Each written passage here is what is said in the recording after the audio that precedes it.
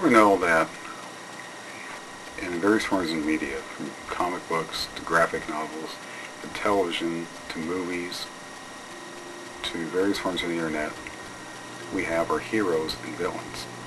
And we mostly have superheroes that we look up to, even we had loved so much when we were growing up as kids. This right here I'm holding up is one of the characters I liked when I was growing up. I'm still a fan of his. This is Batman. This is one of my action figures I've always collected for many years. I've always would eventually am similar to Batman. You know, I'm not really that kind of dark and brooding basically, but sometimes I can relate to what he goes through. But you know, Batman is a crime fighter. He fights crime to protect his own city. This is stuff that's made, in the comic books and all forms of the media.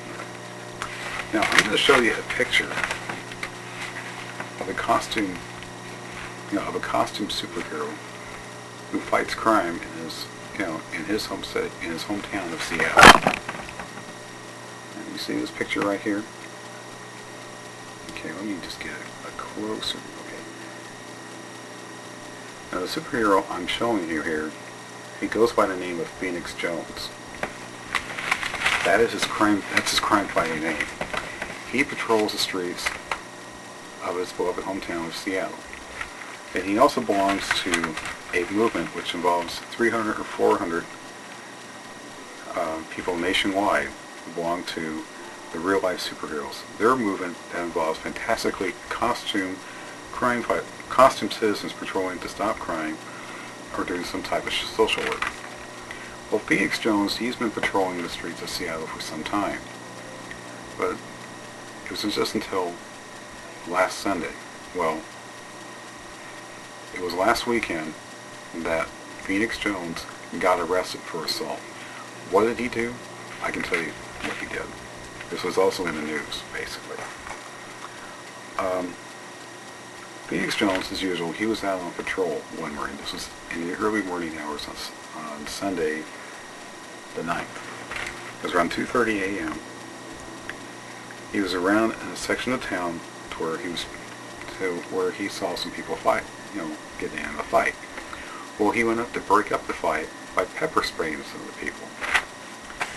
And after all that happened, Phoenix Jones got arrested. He got arrested for assault. And he said he did nothing wrong by pepper spraying some people. That he was well within his right to do that. Well, not according to some other people. They have footage which also appeared on YouTube and other forms of media, and even hit all the local television outlets, and you probably can see that even on CNN or any other nationwide or international-wide television networks. They would show that, if he was well within his right to do that, or if he was breaking the law.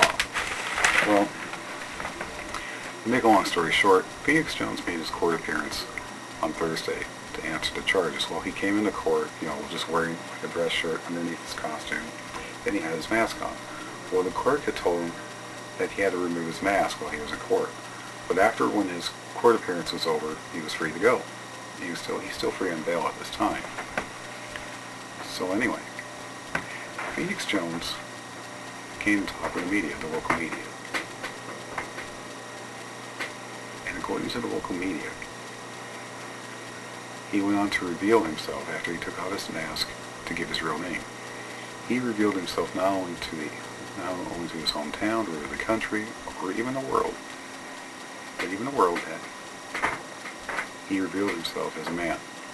Now, his real name is Ben Falder. He's a 23-year-old consultant by day and a costume crime fighter at night. He is a father, and he's also a family man. Well, he stated that his arrest underscores increasing frustration among police and even some fellow superheroes about his year-long stint as a real-life superhero. Well, he may have to go, there's been a lot of people saying, he was well within his right to do that, and there's some saying he should stay completely off the streets.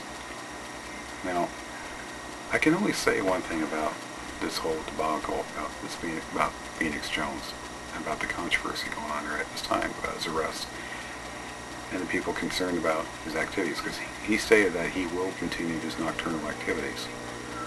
Well, I wouldn't want to say it's a wise move on his part, or maybe a dumb one. But all I can say is this: you should never take the law upon your own hands.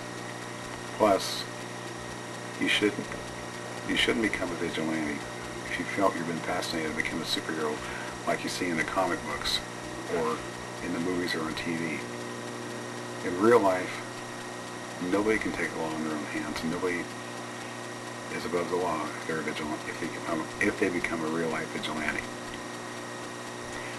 Let me tell you something, and this is what I've heard from somebody too. Someone said, if there's probably costume crime fighters who go around parading around in a costume, fighting crime on the streets, they should carry a badge or even a gun. Well, to me, that's stupid. If you see crime that's occurring in your area, if you see someone that's breaking into your house, breaking in a house, or in a fight, or someone being held up at gunpoint, the only thing you should do is call 911 and let the police respond to that immediately. There is no way you should act stupid. There's no way you should act very stupid or inconsiderate by dressing up as a superhero crime fighter and going around taking the law in your own hands. That is something that's going to get you, one, it's going to get you hurt, or two, it's going to get you killed. It's not worth risking your life, not worth risking a limb of your body just to protect your hometown or your city or the place you're from crime. Yes, there has been some higher rates of crime over the years, but there are men and women who work in law enforcement that carry a badge and that carry a gun, and they have sworn an oath to uphold and sustain the law. That's what they're supposed to do. And as for all suspects, they are innocent until proven guilty in the court of law. And the only thing I'd say is there are men and women who carry a badge, and that they have a job to serve and to protect. So if you see a crime happening, call 911 and let the men and women in uniform who work in law enforcement, let them do their jobs to solve the crime, to arrest those who may be committing the crime. And don't try to take the law in your own hands. It's not worth risking your life or limb over it. Not whatsoever. That's pretty much just my rant. Well, my rant. I would probably say my 2 bits for this time.